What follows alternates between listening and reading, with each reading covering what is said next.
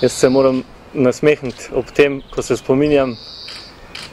kako sem se cinično nasmehnil takrat, ko je eden od predhodnih kandidatov, mislim, da je bil že celo predsednik, takrat rekel, da bo kandidiral samo pod pogojem, če bo ogrožena demokracija v Sloveniji. Takrat sem seveda se temu skoraj da od srca nasmejal, zdaj sem pa sam skoraj da podoben temu. Ti eksperimenti, ki jih aktualna oblast počne zdaj s slovenskim narodom, od ukinitve brezplačnih malic za srednješolce, nenormalno visokih trošarin, vinjet, podražitve vinjet in še, da ne naštevam vseh eksperimentov, ki jih je zdaj v pol leta ta oblast poskuša izvajati,